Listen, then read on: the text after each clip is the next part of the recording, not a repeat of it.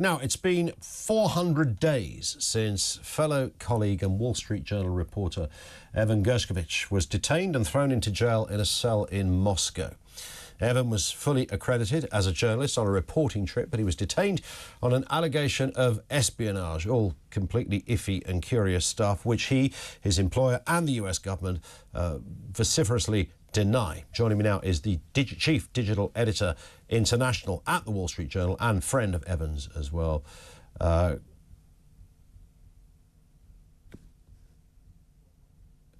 Grainne McCarthy. Sorry, I had a screen blindness for a second there. Grainne, how you doing?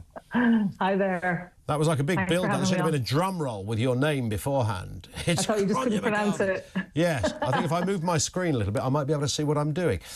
Listen, nice to have you with us. We are here, of course, to talk about a very serious issue, and that is the 400th day since Evan was detained and thrown into jail. I mean, just if you could, I explained a little bit there in the intro. Just go over, if you can, a little bit, Grainne, the story behind how this happened. Yeah, Evan is a 32-year-old American citizen. He was living here in London. He joined the Wall Street Journal in January of 2023. He had worked in Russia for several, January 2022, I got that wrong. He had worked in Russia prior to that for AFP and for the Moscow Times. His family, his parents were Soviet Jewish emigres to the United States in the 1970s.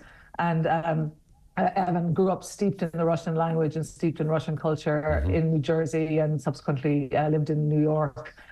He's an incredible journalist. And as you say, he was fully accredited by Russia's foreign ministry to report in Russia. He was based here in London, going in and out to Russia. He's also a massive Arsenal fan and is just a brilliant journalist. And he was seized for absolutely no reason other than being a journalist. And it's now been just over 13 months of his life that he has spent in a notorious prison in Moscow.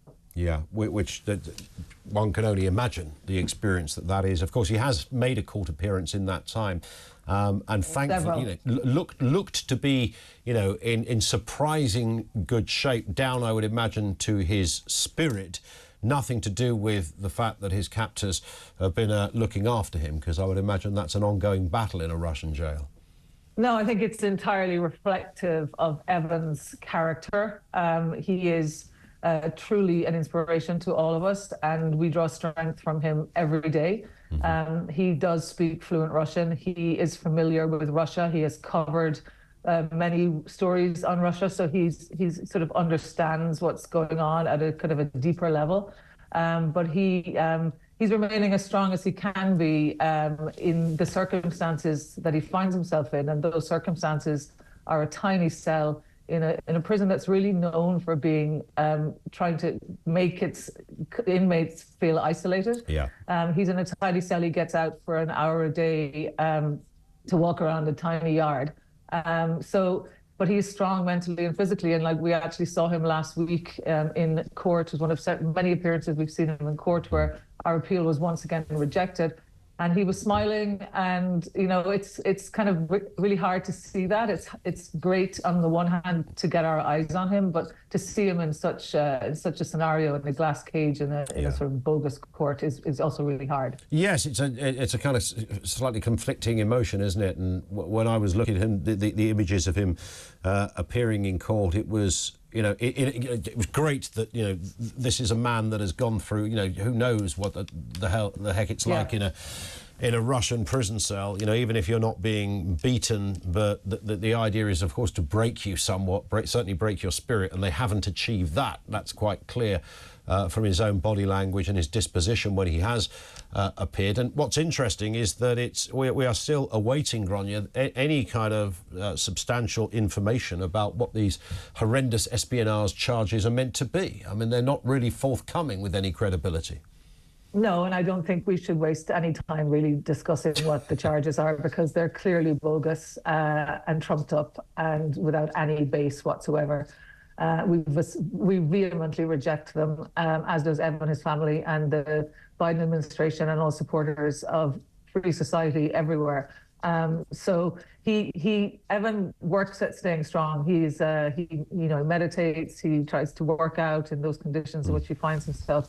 But he has to, he works at that every day. And the fact that we're in the second year of this now, Sure. like every day I think about how hard it is for his family and how hard it is for him, that we're now finding ourselves in the second year of his detention. So we in the Journal newsroom and others around the world have just remained incredibly active. Tomorrow is World Press Freedom Day. Yeah. And it's a time where the onslaught on the free press by autocratic nations around the world is just gaining steam. We have seen President Vladimir Putin has mentioned Evan on several occasions in the recent past, and did appear open to a deal that would see Evan getting out of prison and walking free. But those are conversations that take place between governments and at a higher level. I was about to say, what does the smart money say? I mean, trying to second guess the Russian judicial system is greater than any chess game you could ask the Russian chess champion to take part in. I mean, it's a fool's errand. Nobody really knows. But is there an educated guess as to what that next move might be? Well, in the sort of early months of Evan's imprisonment, pretty much any time a senior Russian official mentioned or was asked about the case, they would refer to the legal system and things having to run their course, which would mean Evan going to trial on this charge. And when Putin took the questions on Evan on 3 separate occasions, he did not mention that. So, and he quite easily could have. So I'm not going to bet on this. I think the most important thing that we need to remember is this is a black and white situation. He's either free or he's not. Yeah. And we want him home. We're single-minded in our approach. He cannot be freed soon enough by, whatever means. So that's what we want. We want him out. Yeah. Well, we certainly hope so. Our thoughts are with him. We stand with Evan, of course. And Grainne, thank you. We will speak again, and hopefully, having discussed this many, many times on the programme, the Wall Street Journal is in this very building that I sit within, and obviously dotted around the world too.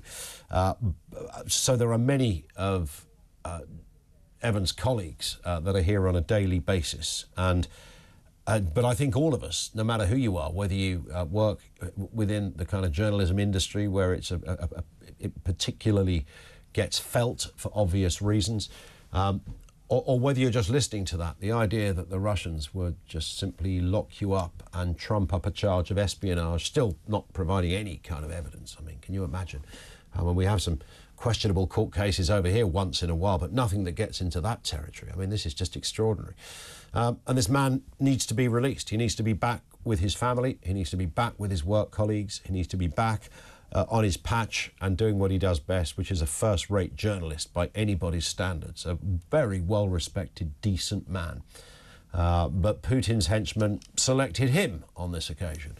400 days today he's been incarcerated. I don't even want to think what that would do to most people on a daily basis, but he's managed, if the images of him appearing in those occasional court appearances are anything to go by, somehow managed to certainly visually look as if he's kept his spirits intact somehow.